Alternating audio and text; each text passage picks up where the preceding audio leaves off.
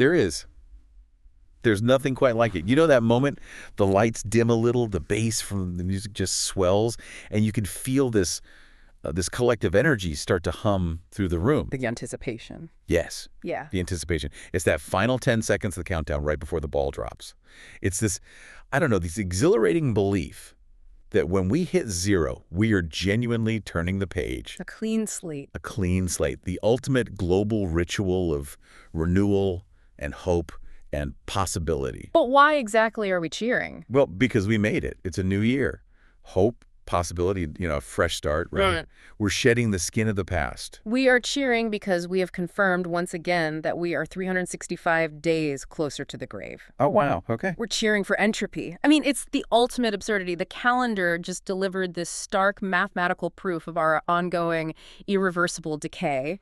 And we respond by throwing glitter and drinking mandatory champagne. It's not mandatory. It feels mandatory. We're yelling platitudes into the darkness. It's a mass eulogy disguised as a party, a temporal funeral, if you will. Okay. Let's unpack this with extreme prejudice.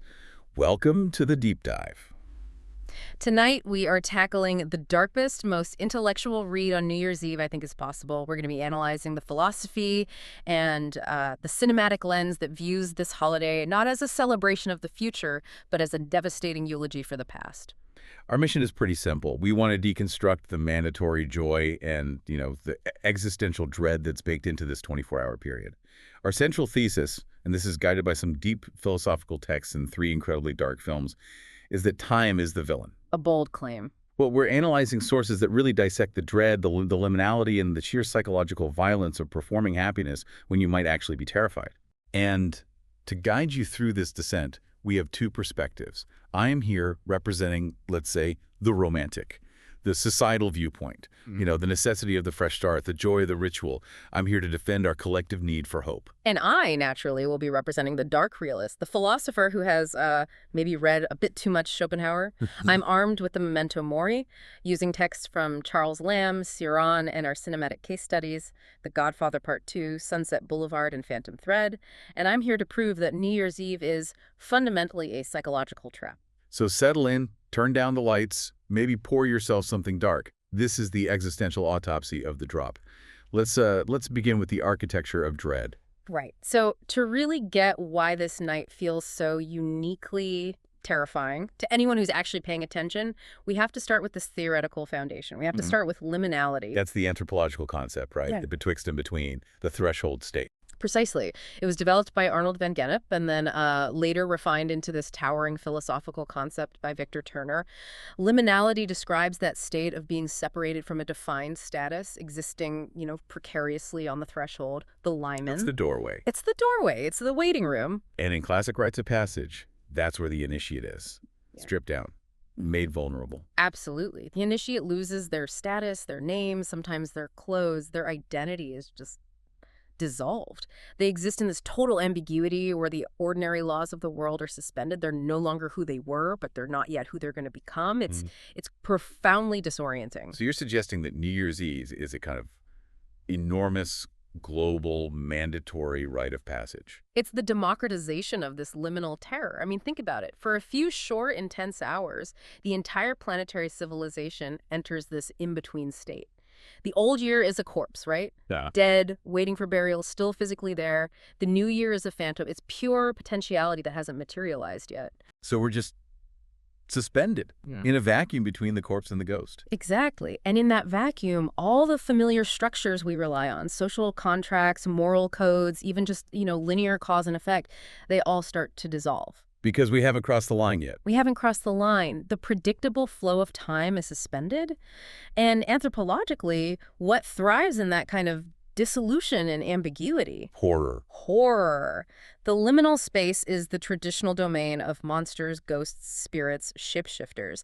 When we watch these films, the characters aren't celebrating. They're trapped in the doorway, staring into the dark. And that breeds a very specific kind of internal chaos. It breeds existential anxiety, anomie. It's a term from sociology. It means a state of normlessness. The rules of acceptable behavior, they just seem to evaporate for a few hours, and suddenly you're exposed, stripped of your social armor, confronting the raw, chaotic indifference of the universe, right there between the hors d'oeuvres and the midnight kiss. That exposure sounds terrifying. And the settings in our films, they really reinforce that, don't they? Oh, they're liminal spaces within a liminal space. They become these holding pens for souls awaiting judgment. Think of that decaying mansion on Sunset Boulevard, or the claustrophobic opulence of the Corleone party in Havana. Or that intensely curated, suffocating townhouse in Phantom Thread. They're all failed rituals. Turner called this a liminoid experience. The party, the ritual, it fails to transform the characters. It fails to heal the deep fracture. So they go through the motions, the toasts, the noise, but it's hollow. They're stuck in the doorway, and the thing waiting on the other side isn't a fresh start. It's just a confirmation of their fate. Okay, that's a terrifying stage. Let's ground this a bit, though. You mentioned a literary text, an essay from the 19th century that articulated this dread long before the cameras started rolling. Charles Lamb. Yes, Charles Lamb's 1821 essay New Year's Eve is the perfect, poignant articulation of this horror. Modern pop psychology tries to sell us this fresh start effect, but Lamb just preemptively rejects all that optimism. He focuses solely on the decay that the transition signifies. He understood that you can only celebrate time passing if you haven't realized how much you're losing. Exactly. He identified the holiday's true function.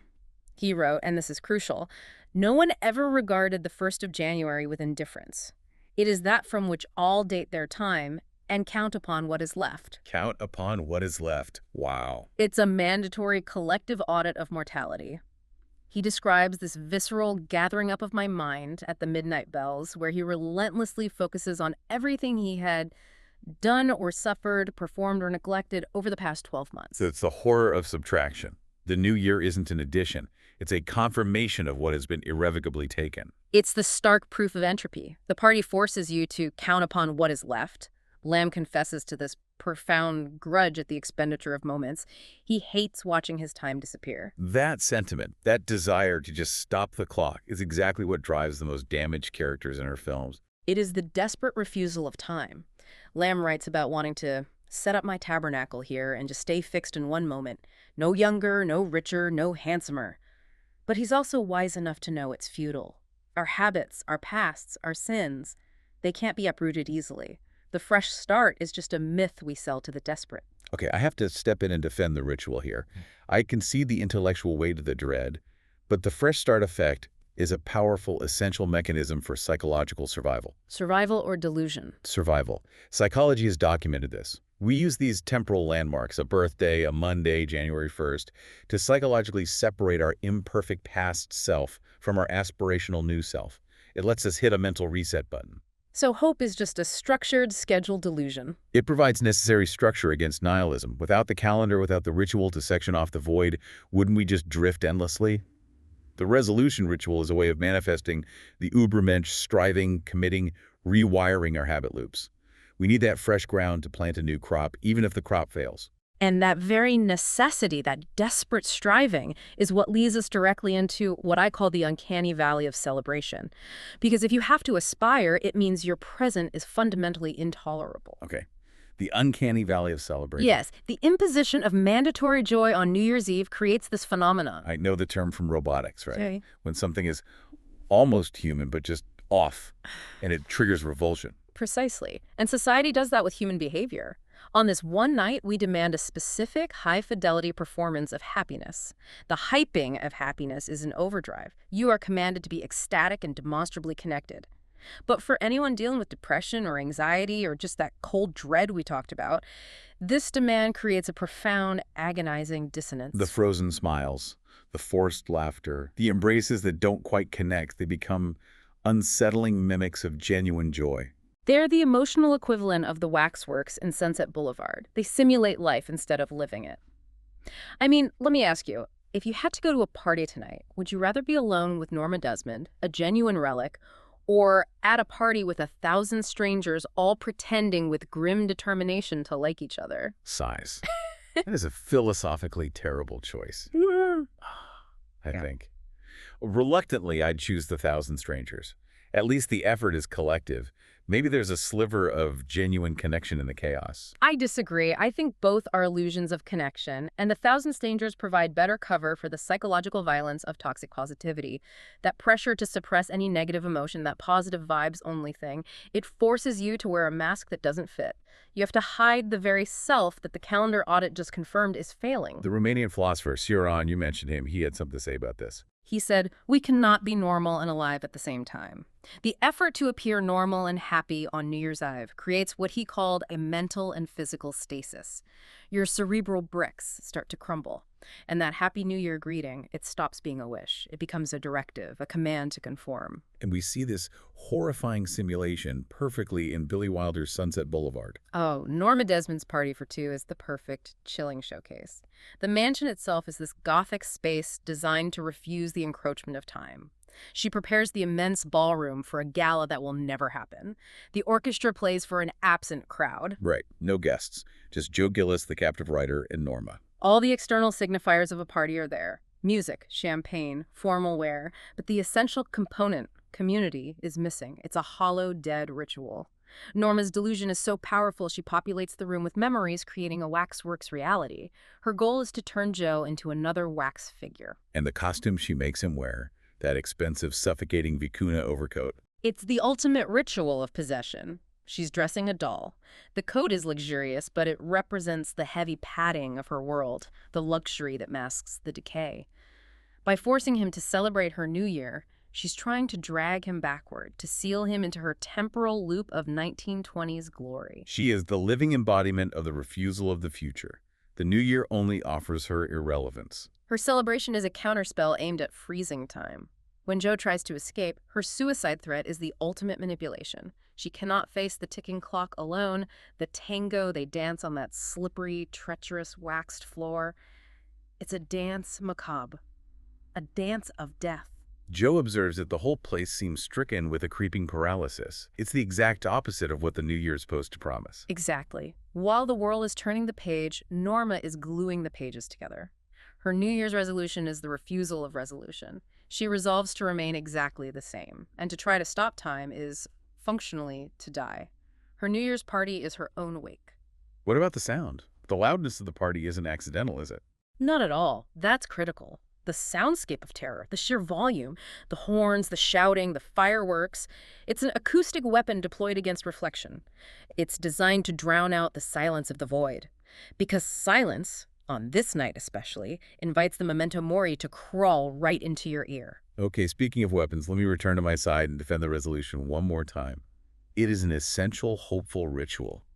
It's about striving. It's about harnessing these temporal landmarks to separate ourselves from that old imperfect self. It's a necessary human mechanism for transformation. You cite psychological theory.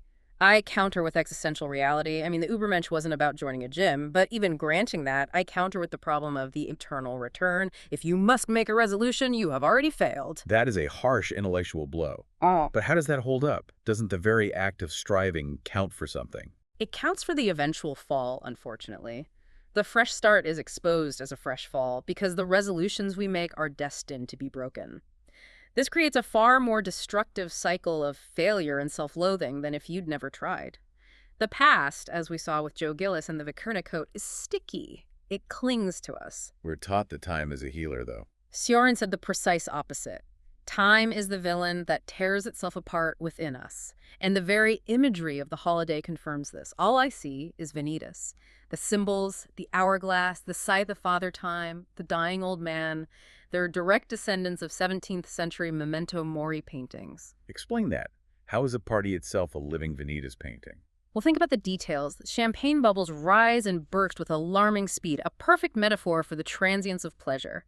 The confetti that litters the floor is the cheap, colorful debris of the past year, destined for the trash. The streamers, the balloons. Beautiful, fragile, and temporary, they are not symbols of permanence. They are proofs of decay. And even the song we sing, Old Lang Syne. It's not a rousing anthem for the future. It is a communal dirge. It literally asks, should old acquaintances be forgot? It's a song of looking back that confirms loss. It pulls us out of the present and demands we mourn what is past. So Schopenhauer would just say we're celebrating the continuation of suffering, the renewal of desire and dissatisfaction. Exactly. It's the height of absurdity. The fresh start is a lie because the old patterns just get reinforced. We see this hardening of patterns perfectly in Paul Thomas Anderson's Phantom Thread. Right. This scene is a masterclass in discomfort. Reynolds Woodcock, the dressmaker, finds the whole event physically painful. Reynolds is a man flayed alive by sensory input. Remember his violent reaction to the scraping of a knife on toast? New Year's Eve, the global holiday of random, uncontrollable noise, is a physical assault on his entire nervous system. And the setting, the Chelsea Arts Club ball, is this chaotic mess of balloons and confetti and sweaty bodies. It's the horror of the herd. It's the collective id of humanity unleashed in this vulgar vortex. Reynolds sees it as fundamentally beneath him. His revulsion is an existential rejection of the desperation behind the revelry. And unlike everyone else trying to resolve to be better, Reynolds makes no such resolution. No. His resolution is to impose his will. The key moment is when he finds Alma dancing amid the ephemeral balloons. He watches her. He doesn't kiss her at midnight. He claims her. He physically pulls her from the dance floor, effectively saying, "You don't belong to this vulgar time. You belong to my singular, rigid time." It's a moment of possession, not affection. And their reconciliation that night is definitely not a fresh start. It's the cementing of a toxic, intoxicating cycle of mutual abuse. They resolve to be monsters together. The new year doesn't bring change. It brings a hardening of the old, broken patterns. The fresh start in Phantom Thread is exposed as an utter lie. We established the dread, the trap of resolutions. Now let's hit the absolute peak of this liminal concept, midnight itself, the loudest, most chaotic moment of the year. And therefore the best time to hide a murder. Or perhaps worse, an emotional betrayal. Which brings us to the ultimate cinematic betrayal, draped in confetti and Cuban glamour. The Godfather Part II, Havana, December 31st, 1958. Coppola's Havana sequence is maybe the most violent crossing of the temporal threshold in cinema. It's a historical and moral collision, juxtaposing the decay of the Corleone Empire with the birth of a new political order. The holiday is the fulcrum upon which history violently turns. And the atmosphere is so sickly bright, it's a total contrast to the usual dark Corleone aesthetic. Yeah, the cinematographer Gordon Willis shifted the palette to this blinding, sickening, tropical brightness golds, terracottas, to convey an empire that is overripe, festering in the sun. This is the goldenrod atmosphere. The New Year's Eve party at the presidential palace is just this grotesque excess. It's a feast in time of plague. The scene with the cake shaped like Cuba, where they're literally slicing up and consuming the country. That's maybe the most potent symbol in the film. It's a macro-scale memento mori on the fate of empires, delivered right before midnight. And they're completely unaware that the knife is about to be turned on them. This is all underscored by that Superman sex show they attend earlier. It's this profound dehumanization that mirrors exactly how the mob views the Cuban people as commodity. The laughter of the gangsters is the laughter of the damned. Exactly. And then the climax, the stroke of midnight. Right. Amidst the explosion of balloons and horns, Michael Corleone grabs his brother Fredo for what looks like a New Year's hug. But the horror is in the perversion of the ritual. New Year's Eve is for reaffirming bonds. Michael inverts this completely. He uses the noise, the chaos, the mandated intimacy to issue a death sentence. The il bacio della morte, the kiss of death. I know it was you, Fredo, you broke my heart. The kiss isn't affection. It's marking of the victim. A moment of finality disguised by noise. And Fredo's face, his festive mask, just slips, revealing this primal, shattering terror. Visually, it's a masterpiece. The flash of the fireworks creates this strobe effect, illuminating the fracture on Fredo's face in these jagged bursts. We see the betrayal in terrifying stop motion. So the fresh start of 1959 is, for Michael, the beginning of his total moral winter. Yes. Instead of psychological separation, he achieves the ultimate accumulation of sin. He confirms his total, chilling loneliness by killing the last remnant of his own humanity, his brother, at the precise moment the world demands renewal. And the historical context just adds that layer of immediate chaotic collapse. Right. The sequence ends with the simultaneous collapse of the party and the government. Batista flees. The Happy New Year signs are trampled. The liminal space dissolves instantly into anarchy. History doesn't care about our festivities. The fresh start belongs to the rebels. And Michael's escape makes him a ghost, detached from human panic. A monster. That's the core betrayal. But pulling back from the Corleones, I think your point about the kiss being a perversion of the ritual is so universally sad. How many people feel betrayed, not by a brother, but by the year that just passed? The kiss isn't just Michael to Fredo, it's time itself kissing youth, an opportunity, goodbye. That's the feeling we drown out with all the noise. And that brings us full circle. New Year's Eve is scary because it forces us to look at the clock, and the clock demands an audit, confirming that time is the relentless villain. So let's synthesize these cinematic terrors. We have the fear of irreversible stasis in Sunset Boulevard, the fear of the herd in Phantom Thread, and the fear of absolute moral betrayal in Godfather II. This leads to the final synthesized insight. New Year's Eve functions as a temporal panopticon. The panopticon. The prison structure where you're constantly watched, where you have to perform your behavior for this central, judging gaze you can't escape. Precisely. The holiday strips away any chance for privacy or quiet reflection. It demands we perform our happiness for an audience, whether that audience is hundreds of strangers, a few toxic friends, or, most destructively, that judging internal camera lens of self-criticism. The pressure isn't just external, it's the expectation we place on ourselves to be better than the year we just lived. And the horror comes from the inability to escape this gaze. We are forced to testify to the quality of our own lives, and the verdict is almost universally insufficient. We haven't lost the weight, we haven't written the book, we are exposed as failures, and the clock demands a public execution of our self-esteem. Which ties directly back to my defense of the fresh start. The belief we can escape that verdict by just changing the calendar page. We can frame the fresh start effect itself as a Gothic literary trope, the haunted castle. In classic Gothic literature, characters move to a new location, a beautiful house, believing the new structure will be free of ghosts. But the ghosts follow them. So New Year's Eve is moving day into the haunted house of the new year. Exactly. We pack our boxes, our gym clothes, our self-help books, believing January 1st will be free of the failures of the old year. But, as Sunset Boulevard proves, we bring all our furniture with us, our habits, our flaws, our sticky past. The fresh start is simply the opening scene of the horror movie, where the family drives optimistically toward the beautiful house that will inevitably destroy them. That reframing is potent. And the paradox of that forced happiness, the toxic positivity. The psychological research is clear. The fear of sadness is often greater than the sadness itself. The real psychological toll of NYE is the meta-emotion feeling profoundly bad about failing to feel happy. You feel guilt not because you drank too much, but because you failed to feel the mandatory ecstatic hope. And the films capture this perfectly. Fredo's fear of disappointing Michael, Joe's guilt over using Norma, Alma's desperation to please Reynolds, they're all victims of expectation. They are performing for the temporal panopticon, and the verdict is failure. So after all this unnerving deep dive, what does it all mean for someone listening to the countdown tonight? This is the final summation. We don't fear the new year for what it might bring. We fear the old year. We fear the inexorable accumulation of dead time, that audit of failure. New Year's Eve is a horror movie because the killer is already in the house, and the killer is the clock on the wall, demanding a reckoning. So ultimately, it's a cinematic device used to strip characters and listeners of their illusions. It's the moment the club lights come up after the music stops, revealing the stains on the carpet and the age lines on the faces. It's the only holiday that demands we look time directly in the eye, and time, as we've seen, never blinks. Nor does it forgive. We'll leave you with that chilling final image from Charles Lamb. When the bells toll tonight, remember his insight. They are not a wedding march for the new year, but a final, echoing, universal funeral dirge for the old one. Thank you for joining us for this deep dive into the architecture of dread. Sleep lightly.